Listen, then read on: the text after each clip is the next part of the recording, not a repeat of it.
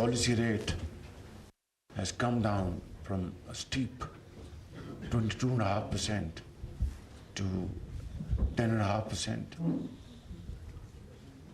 Our IT exports reassuring progress. Our exports collectively do face different kind of challenges. Pakistan مشکل حالات سے باہر آ چکا، ملک اقتصادی استحکام کی راہ پر گامزن ہے۔ وزیر اعظم شہباز شریف کا ڈیوس میں پاکستان پیویلین میں تقریب سے خطاب، کہا کان کنی اور معدنیات کے شعبے میں بڑی سرمایہ کاری ہو رہی ہے، ہم کرپٹو، اے آئی اور آئی ٹی کے شعبے میں بھی تیزی سے آگے بڑھ رہے ہیں۔ ریونیو کلیکشن سسٹم مکمل ڈیجیٹل کر دیا، پاکستان دہشت گردی کے خاتمے کے لیے اقدامات کر رہا ہے۔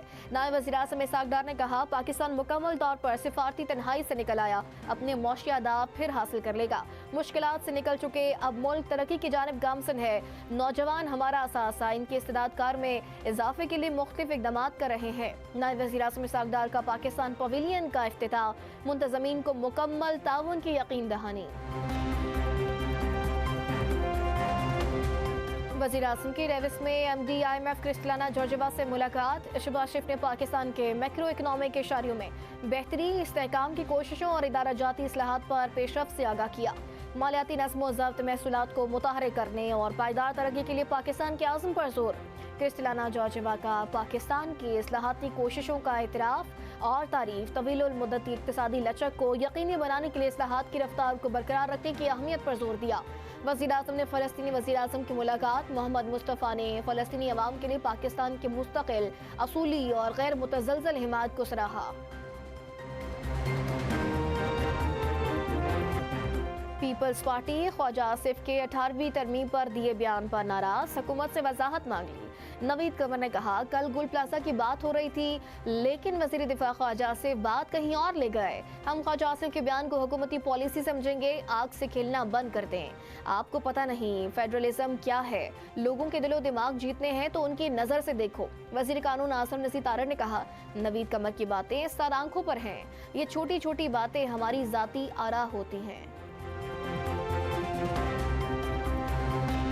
2/3 بلڈنگ کلیئر ہو چکی، لاشوں کی شناخت کا عمل جاری ہے، ابھی حتمی تعداد نہیں بتائی جا سکتی۔ میئر کراچی مرتضی وہاب کی میڈیا سے گفتگو، کہا ایسے سانحات سے بچنے کے لیے کام شروع کر دیا۔ میئر کراچی کا ریسکیو کاموں کا جائزہ، آپریشن مزید تیز کرنے کی ہدایت۔ چیف فائر آفیسر کراچی نے محکمہ فائر بریگیڈ کے حقیقی مسائل بتا دیے۔ افسر ہمایوں خان کا بے بسی کا اظہار، کہا شہر میں فائر اسٹیشن کی تعداد کم ہے، قلیل نفری کے ساتھ کام کر رہے ہیں۔ آتے زدگی سانے میں ایک فائر فائٹر شہید ہوا، پھر بھی ہم پر تنقید کی جا رہی ہے، آپریشن میں 15 روز لگ جائیں گے۔ ملک کی معیشت درست سمت میں گامزن ہے، غیر ملکی سرمایہ کاری کے لیے مقامی سرمایہ کاروں کا اعتماد بحال کرنا ترجیح ہے۔ وزیر خزانہ محمد اورنگزیب کا ڈیوس میں تقریر سے خطاب، کہا عالمی ریٹنگ ایجنسیوں نے پاکستان کی ریٹنگ بہتر ظاہر کی ہے۔ وزیر خزانہ سینیٹر اورنگزیب کی اے ڈی پی کے صدر سے ملاقات، ایشیائی بینک کے صدر کا اقتصادی اصلاحات اور مارکیٹ اعتماد پر اطمینان کا اظہار۔ وزیر خزانہ نے مہنگائی میں کمی کے اقدامات سے آگاہ کیا۔ سینیٹر اورنگزیب منزیز ایویشن کے چیئرمین سے بھی ملے، سرمایہ کاری اور ہوائی اڈوں کی بہتری پر بات چیت۔ وزیر خزانہ نے ایئرپورٹس کی نجکاری پر بھی بریفنگ دی۔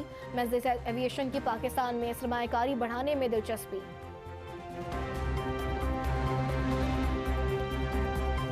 وزیر داخلہ محسن نقوی اور طلال چودھری سے ممتاز عالم دین مفتی منیب اور وفد کی ملاقات، وفاقی وزیر داخلہ کی وفد کو ان کے مسائل حل کرنے کی یقین دہانی۔ طلال چودھری کی سربراہی میں کمیٹی تشکیل، مفتی منیب الرحمان اور دیگر علماء کرام بھی شامل۔ کمیٹی مسائل کے حل کے لیے قابل عمل حل کے لیے سفارشات پیش کرے گی۔ محسن نقوی کا ملک میں قیام امن اور استحکام کے لیے مفتی منیب اور دیگر علماء کرام کی خدمات کو خراج تحسین۔ پنجاب حکومت نے لاہور کو 2 حصوں میں تقسیم کرنے کی منظوری دے دی۔ بسنت کے فوری بعد لاہور کے انتظامی ری اسٹرکچرنگ کا آغاز، آبادی اور انتظامی دباؤ کم کرنے کے لیے 2 حصوں میں تقسیم کا فیصلہ کیا گیا۔ نئے انتظامی سیٹ اپ میں سروس ڈیلیوری اور گورننس بہتر بنانے کا ہدف۔ لاہور کی تقسیم سے ڈپٹی کمشنرز، پولیس اور میونسپل نظام الگ ہوگا۔ ٹریفک، تجاوزات اور بلدیاتی مسائل کے حل کے لیے نئی انتظامی تقسیم ناگزیر قرار۔ IMF ने पाकिस्तान की मौशी शरह नमू में 0.4% कमी कर दी। शरह 3.3% से कम होकर 3.2% मुकर्रर। IMF के मुताबिक कमी मुल्क की मईशत में मौजूद मुस्तकिल साख्ती कमजोरियों की अक्कास है। ये कमजोरियां ताहाल मौशी उफक पर असरअंदाज हो रही हैं। आलमी मालियाती इदारे की अगली माली साल 2027 में शरह नमू बेहतर होकर 4.1% तक पहुँचने की पेशगोई है।